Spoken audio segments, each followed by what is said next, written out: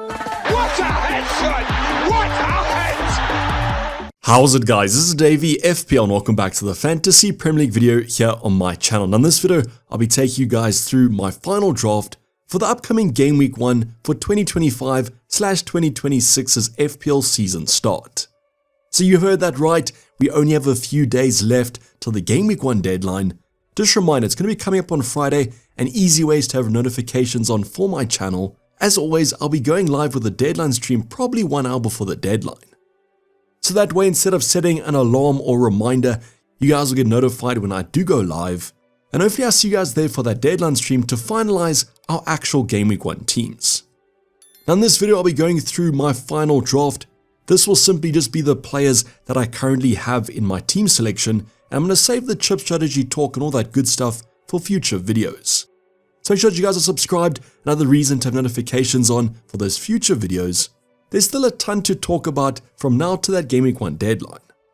Now I've waited for the last preseason games to conclude on Sunday evening, so I'm pretty comfortable knee-jerking a few of the players that performed well in the Community Shield as well as that Chelsea preseason game.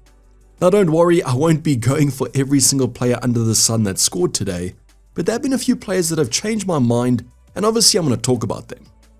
So if your guys' drafts are finalizing, drop them in the comments down below and let's have a discussion. But if you guys want to see my final draft, sit back, relax, and let's get straight into it. Now before we go over the actual players and the draft, I want to do a little bit of a shameless plug for the membership on this YouTube channel. If you guys aren't a member already, you guys can simply subscribe and then join the channel to become a member of my community. Now there are a few tiers if you guys do want to select whatever tier applies to you, and I look forward to seeing you members on my Discord channels, obviously special channels for you members. Now don't worry, if you guys don't want to become a member, the Discord is obviously always going to be free, but hopefully I see a few more of you guys in the comments down below and on my live chat with the star player badge next to your guys' names. But shameless plug over, let's get into the team, and as you guys can see, 0.0 left in the bank, which you always love. Now of course, the safest strategy is to always set 0.5 away for a rainy day, but I haven't found too many drafts I'm happy with that extra change in the bank. Now there have been a few players that have changed since my last draft, but the goalkeepers aren't going to be some of those players. Now yes, even though Cole had that massive ACL injury, I still backed that Chelsea defense with the good fixtures. And to be honest, I do prefer Sanchez to those outfield Chelsea players, as I haven't seen too many DEFCON contributions there. Now to make matters worse, there also hasn't been a ton of 4.5s I like the look of. Verbruggen from Brighton, he could be okay, but Brighton's defense isn't the best.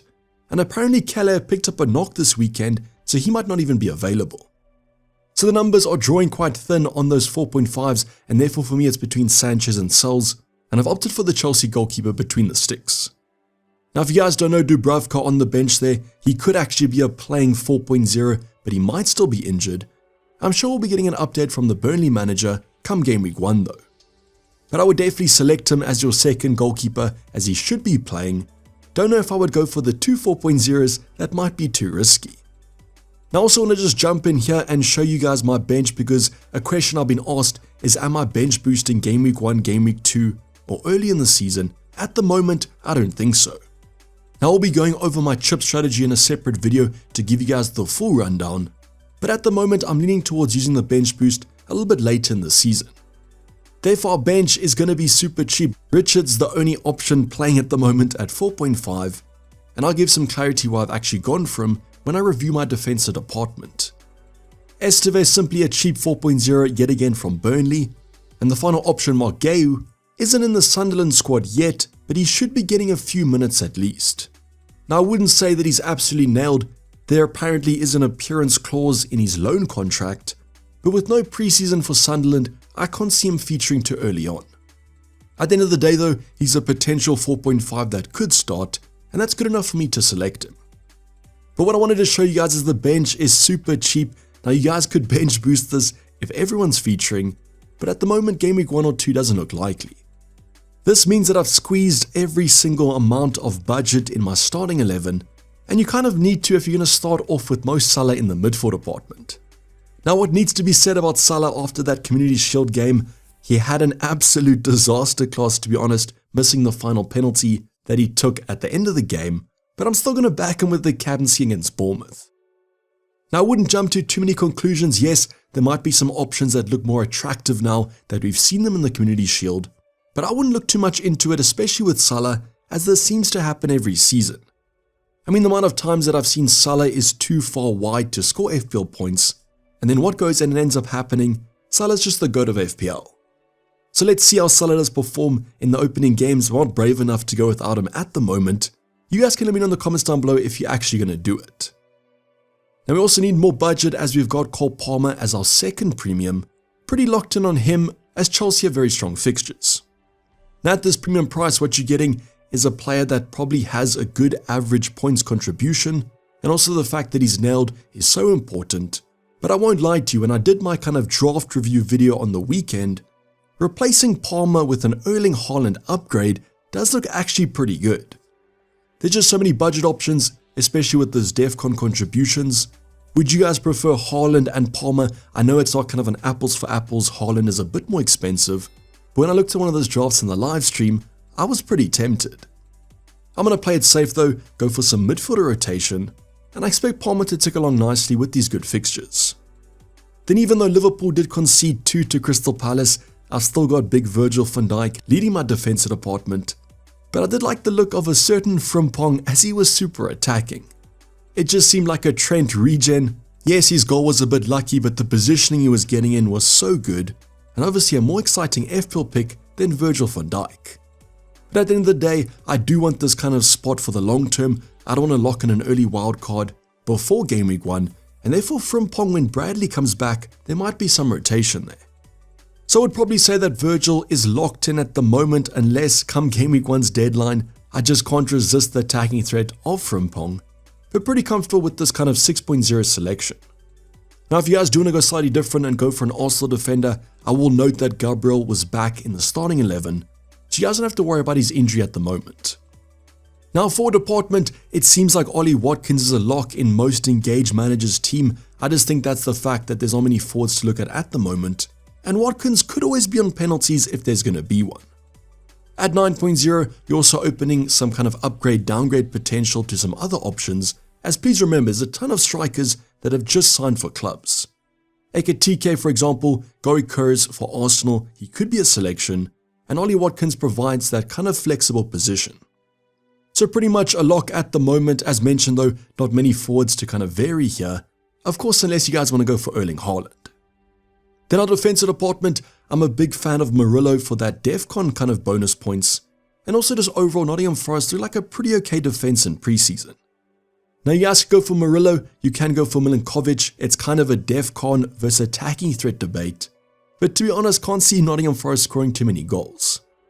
Now will they keep up the form of last season in terms of clean sheets, kind of defensive threat, that sort of thing? I guess it's a wait and see, but I do trust Murillo to get me some points. Looking at that backline though, it does look pretty boring, Virgil van Dijk and Murillo, but don't worry, it gets even worse when I show you my third selection.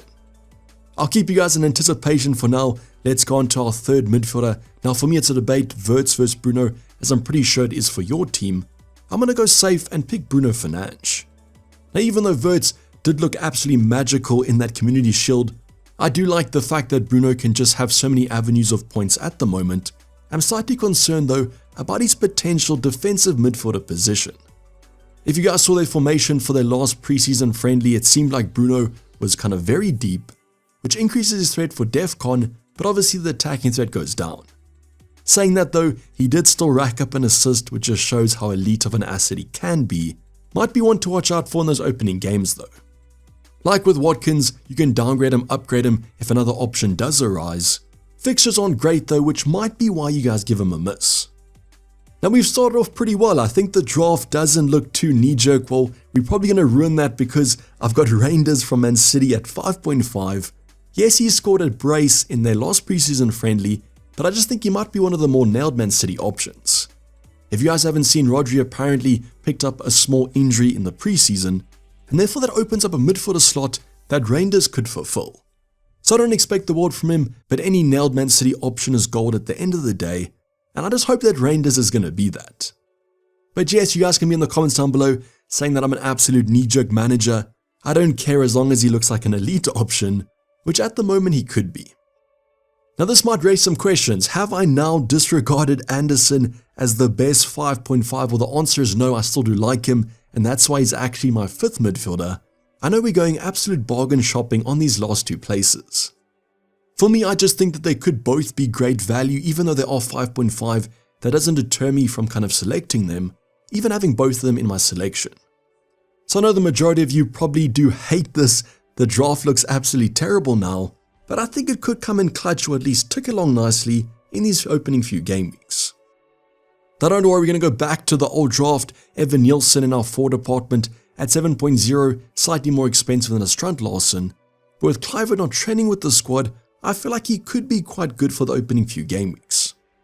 Now like with Watkins, it's just the fact that there's no forwards that I really like the look of.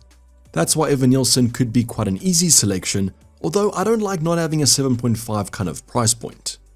I think João Pedro's popularity will definitely increase after his goal today, but does that make him the best 7.5? I don't know. Still, there are a ton of 7.5s you can choose from, and that's why having that flexible price point might be worth it. Probably the one negative of this draft at the moment.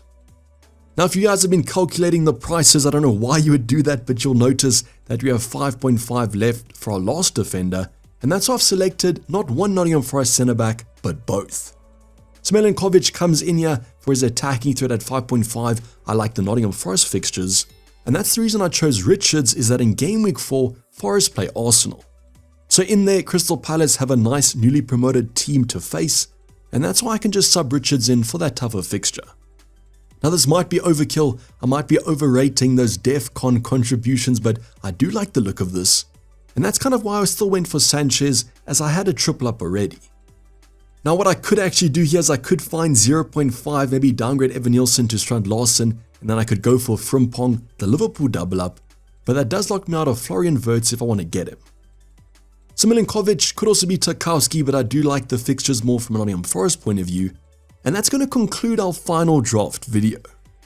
So in the comments down below, what do you guys think about this draft? Don't worry, I'll be going over some variations now or some changes that I also like the look of. But this draft does look pretty nice and well spread. Definitely big at the back the way we like it, with some good value midfielders potentially. It does rely on Rangers to be an actual FPL option though. So you guys can allow me one knee-jerk position, but when I do over my changes, there might be 2. So let's go over the most obvious one, and that's going to be taking out Milinkovic, as well as either Anderson or Reinders. So let's, for example's sake, just take out Anderson, this could be Reinders though, and swap Milinkovic for a 4.5, namely Wan-Bissaka. That will allow us to go for Ismaila Sarr. This might be in Dayvy if you guys want to go there, but I do prefer Sarr. And no, not because he scored against Liverpool, it's the fact that Dayvy might be subbed, with apparently Jack Grealish being in the team. So that transfer rumour has picked up some steam in the last few days, and I do worry about some potential rotation, as I can't see Dayvy starting as the sole striker. So you guys saw in the midfielder review, Sarr has elite data in terms of XG and XA, and it was quite close between him and Dayvy, and with these rumours, I'm going for Sarr. The fixtures might not be there, but the tougher fixtures might actually be better for that counter-attacking football. And obviously with Wan-Bissaka, you guys go with whatever 4.5 you prefer. So these 2 changes are probably the main ones that I would make if I was looking at an alternative to the original team. And now what you guys could also do is take out Sanchez for Sells if you want to, as that frees up a Nottingham Forest spot. Evan Nielsen is also not super locked in. This could be an upgrade, this could be a downgrade. Just depends on where you guys do see the value. Not many forwards to look at the moment though. Now we do obviously have some few days coming up. There might be some more transfer rumours. Will Isaac join Liverpool or will he stay at Newcastle? Hopefully that gets ironed out in the upcoming days. But these 2 are the drafts that I'm most comfortable with. 1 and 2, you guys let me know which one that you prefer in the comments down below. And while you're there, what's your latest draft looking like? As mentioned though, tons of content still coming up. If you guys want to become a member, I would appreciate it. And we can talk about your own team over my Discord channel. Just a reminder as well, Friday night deadline, make sure that you guys don't think it's Saturday, but I'll be seeing you guys for a deadline stream probably 1 hour before the deadline to lock in our final draft team. This is basically it for you guys. Hope you guys did enjoy it. Please don't like and subscribe if you haven't subscribed yet. Tons of content still to come up, so make sure those notifications are turned on. But for the time being, I'm signing off. It's been Dayvy FPL, and I'm out. Cheers, bye.